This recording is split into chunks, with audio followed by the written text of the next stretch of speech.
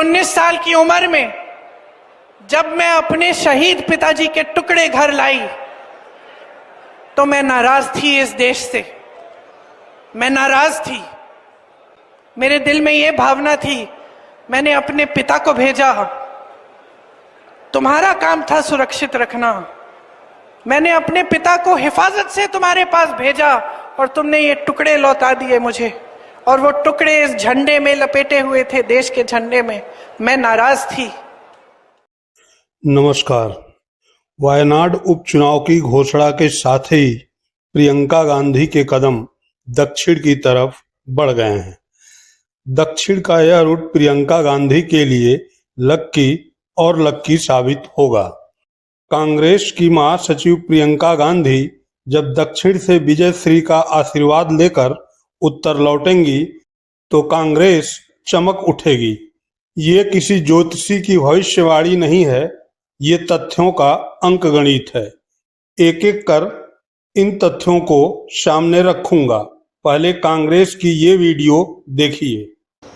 वायनाड से खाली सीट पे प्रियंका जी लड़ना चाहिए।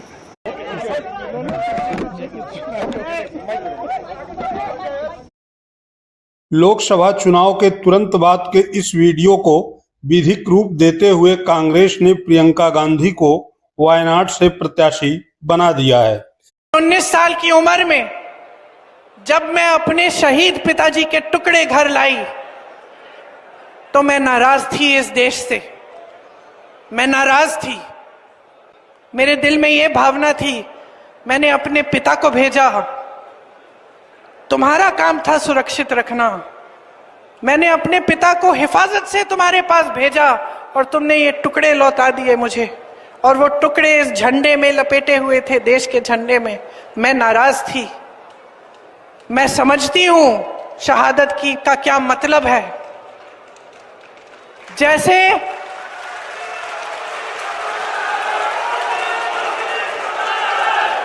आज मैं 52 साल की हूं।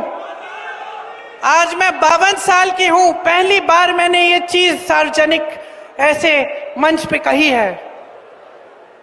लेकिन वो जो नाराजगी थी मेरी, आस्ते आस्ते मैं समझी कि उस तरह की जो नाराजगी होती है वो सिर्फ उससे होती है जिससे प्रेम करते हैं हम। मेरे देश के लिए मेरे दिल में कितना प्रेम है, मैं कैसे समझाऊं। केरल की यह सीट राहुल गांधी की हुआ करती थी। राहुल गांधी यहां तब पहुंचे थे जब अमेठी में उनकी जीत की संभावना पर संशय के बादल मंडरा रहे थे। हुआ भी वही। राहुल गांधी अमेठी से चुनाव हार गए और 5 वर्ष तक वायनाड के सांसद रहे। इस बार वे अपनी मां सोनिया गांधी की यूपी की सीट रायबरेली और वायनाड से भी चुनाव लड़े और जीते। केरल की वायनाड सीट पर राहुल को 6 लाख से अधिक वोट मिले और उनके जीत का अंतर 3 लाख से अधिक रहा। ऐसे में यहां से प्रियंका की जीत को पक्का माना जा रहा है। जो मोदी जी इंदिरा गांधी जैसी एक शहीद के बारे में उल्टी सीधी बातें करते हैं, जो मोदी जी इस भावना को देख के सिर्फ परिवारवाद देखते हैं लेकिन देशभक्ति नहीं देखते, देश की सेवा नहीं देखते, वो इस भावना को नहीं समझ सकते। मैं आपको ये कहने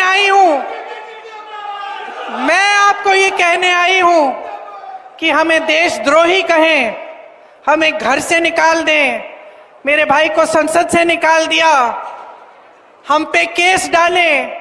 मेरे भाई पे इतने केस डाल दिए कि कभी इधर कभी उधर, कभी गुजरात में कभी बिहार में वो जाता है कचहरी, जाएगा, कुछ भी कर ले, मार डाले, लेकिन ये भावना हमारे दिल से कोई नहीं निकाल सकता। वैसे भी दक्षिण भारत गांधी परिवार के लिए नया नहीं है, लेकिन प्रियंका का वहां जाना नया है, क्योंकि अब तक गांधी परिवार महज एक जीत के लिए दक्षिण भारत का रुख करता था। उत्तर भारत में तब स्थिति ठीक नहीं होती थी। प्रियंका ठीक इसके उलट इसलिए दक्षिण भारत जा रही हैं कि वहां की सियासत को उत्तर भारत से साधना है।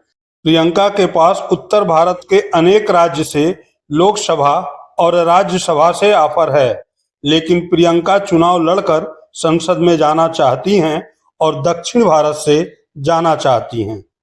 उनका यह कदम कांग्रेस को रणनीतिक और दक्षिण भारत को सियासी रूप से तो मजबूत करेगा ही, कांग्रेस के भाग्य का सूरज भी चमकाएगा, क्योंकि जब भी गांधी परिवार का कोई सदस्य दक्षिण भारत से चुनाव लड़ा है, कांग्रेस पूरे भारत में दोगुना शक्ति से लौटी है।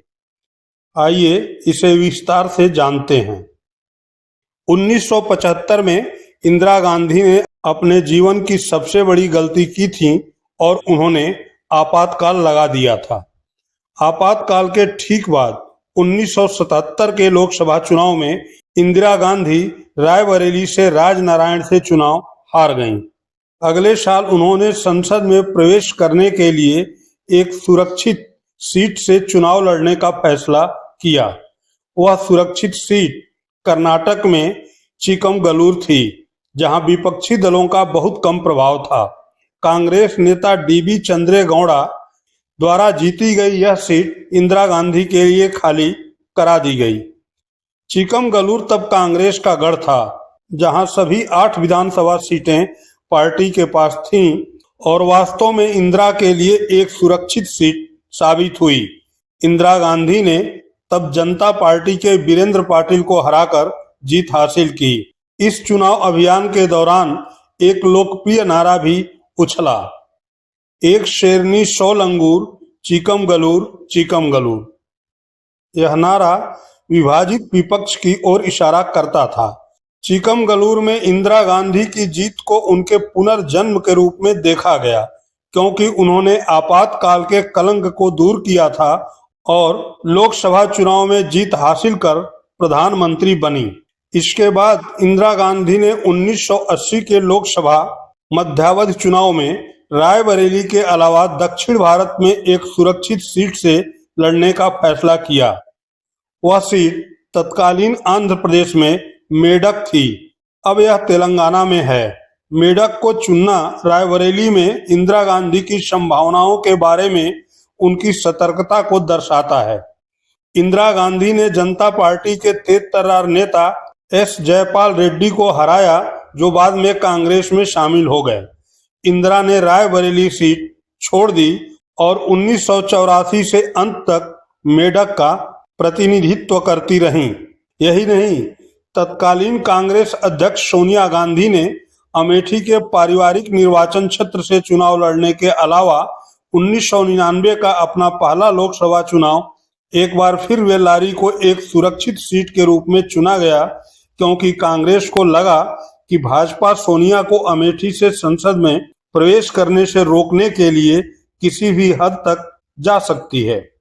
1951-52 में पहले लोकसभा चुनाव के बाद से बेल्लारी का प्रतिनिधित्व हमेशा कांग्रेस के नेताओं ने किया था। अमेठी में सोनिया को भाजपा द्वारा हराने का इतना भय था कि कांग्रेस ने बेल्लारी से सोनिया के नामांकन को गुप्त रखने के लिए भाजपा के साथ चूहे बिल्ली का खेल खेला, ताकि भाजपा सोनिया गांधी के खिलाफ खड़ा करने के लिए एक मजबूत उम्मीदवार न ढूंढ सके।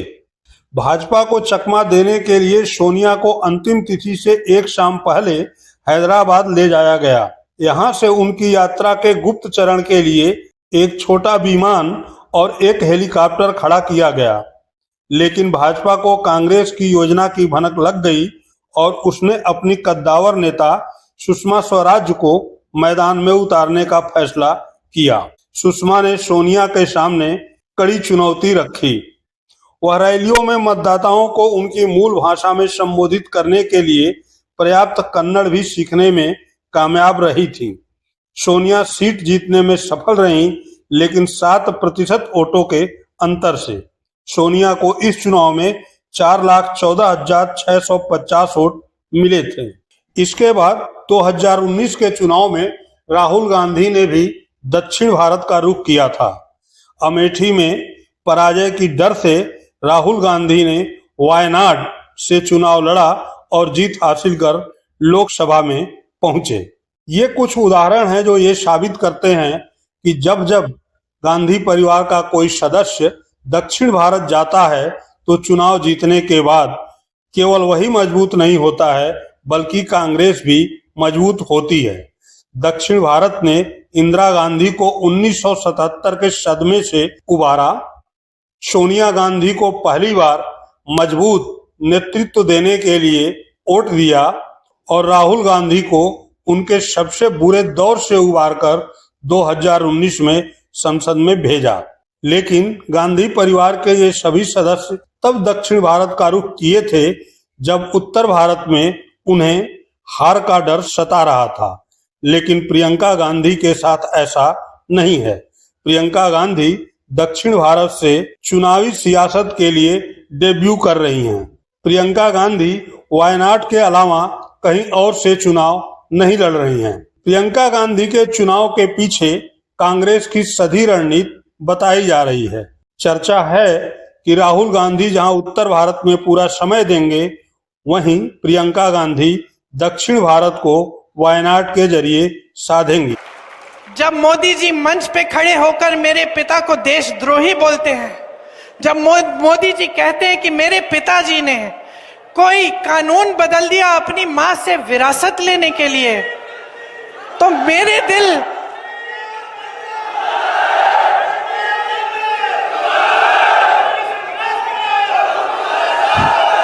मोदी जी इस बात को समझ नहीं पाएंगे कि मेरे पिताजी को विरासत में धन दौलत नहीं मिली, मेरे पिताजी को विरासत में शहादत की भावना मिली। आप समझ सकते हैं, आप समझ सकते हैं। वैसे भी केरल में कांग्रेस काफी मजबूत है और उम्मीद है कि केरल में अगली सरकार कांग्रेस की होगी। इसके साथ ही दक्षिण भारत को एक ऐसा नेता मिलेगा जो संसद में दक्षिण भारत की आवाज को बुलंद करेगा।